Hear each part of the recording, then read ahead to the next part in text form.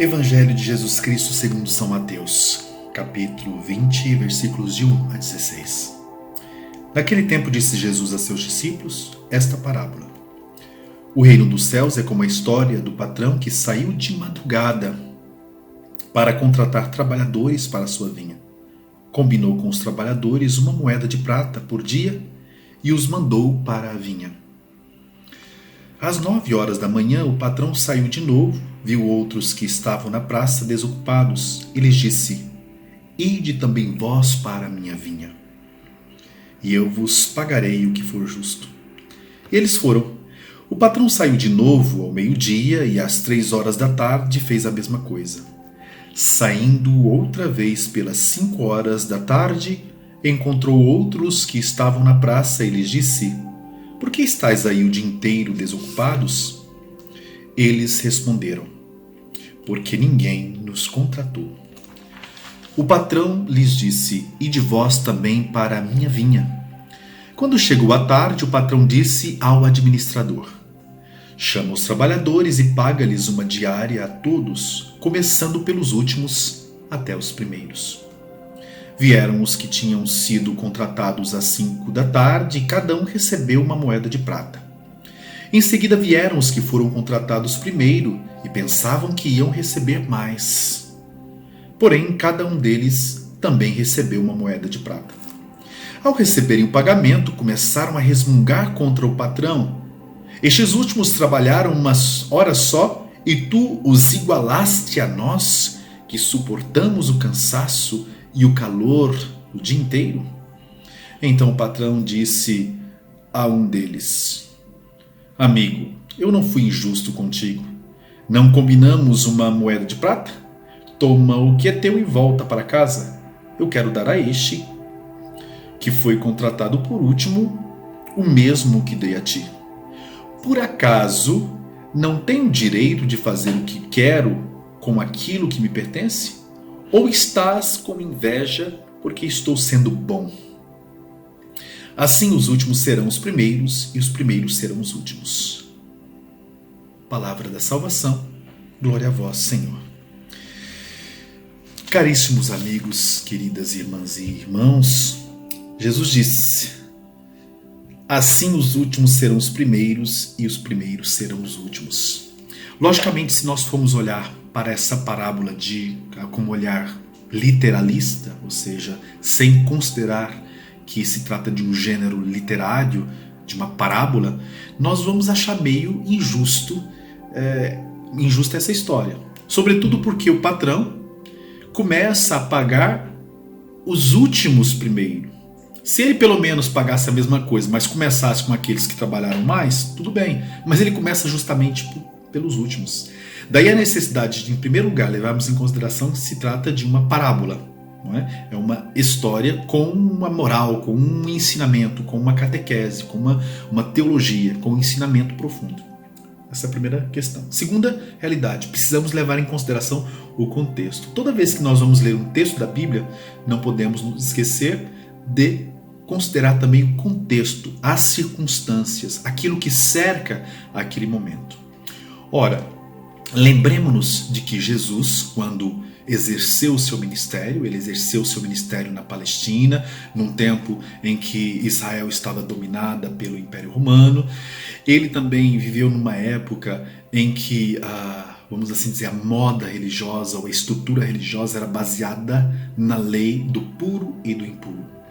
E frequentemente, de modo especial, as autoridades religiosas constituídas se consideravam justas ou considerava justos todos aqueles que cumpriam a lei, todos aqueles que eram capazes de seguir aqueles rituais estabelecidos na época. E eles esperavam sim o Messias talvez viria dos palácios, o Messias que empunharia armas, mas Jesus se revela com outro estilo, né? Jesus se revela o Messias da verdade, o Messias que vem libertar os pobres, os oprimidos, que vem levantar os caídos.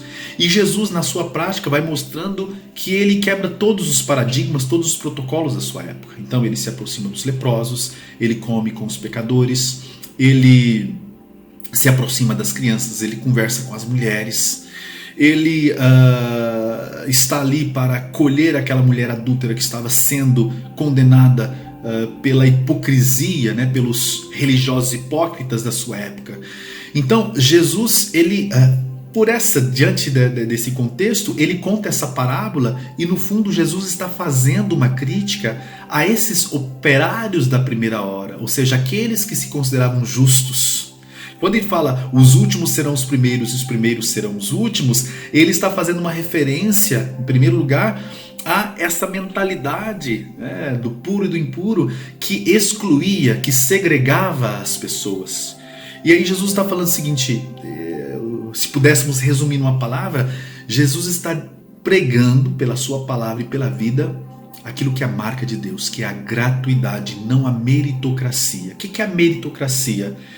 Eu faço para ser abençoado por Deus. Então, de alguma forma, eu crio um negócio com Deus, um escambo com Deus. Ora, Jesus aqui está dizendo não. Por essa parábola ele está dizendo, né? Até essas perguntas são interessantes, né? Ou estás com inveja porque estou sendo bom?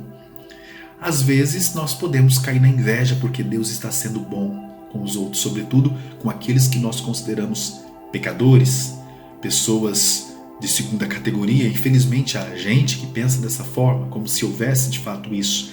Todos somos amados e queridos, temos a dignidade humana como filhos amados e queridos de Deus, como criados à imagem e semelhança de Deus. Então, no fundo, Jesus está criticando essa ideia da meritocracia. Vocês se lembram do fariseu e do publicano? Jesus citou essa parábola. O fariseu, que se acha justo porque cumpre a lei, nós poderíamos dizer uma pessoa que vai na igreja, que comunga, que se confessa, que paga o seu dízimo, e que se acha por isso merecido, como se Deus tivesse a obrigação de abençoá-lo e se acha justo e no direito de julgar os outros. Ele então, olha, eu não sou como esse publicano. Quem que era o publicano? Era um judeu que trabalhava para o Império Romano, considerado um pecador público, era odiado, né, pelos seus irmãos ali, né, pelos seus pares. E aí, o que faz esse publicano? Ele bate no peito, né? Ele nem ousa levantar a cabeça.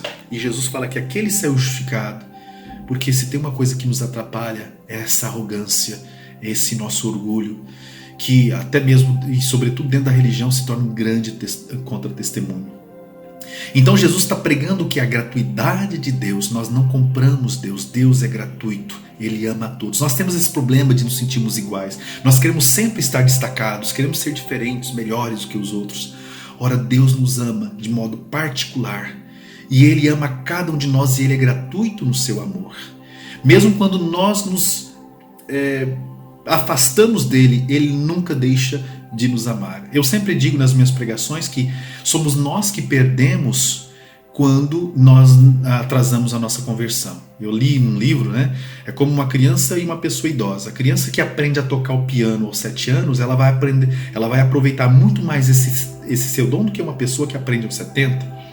Então, a gratuidade do amor de Deus, ela é fundamental para que a gente possa viver a nossa religião de uma forma serena, sabe? Sem esses medos, sem essa violência, essa agressividade que muitas vezes nós vivenciamos, ou sem essa mercantilização da religião. Hoje, essa palavra ela é muito atual. Por quê? Porque frequentemente há pessoas que se dizem cristãs, dentro e fora da igreja, que pregam o Deus do negócio. Então, Deus vai te abençoar na medida que você, por exemplo, devolver o dízimo naquela igreja, na medida que você der tudo, que você fizer desafios a Deus. Ora, isso é estranho ao Evangelho, isso é meritocracia, isso é perigoso, isso cria uma infantilidade, uma religião, na verdade, que nos infantiliza, que não nos faz crescer na nossa espiritualidade.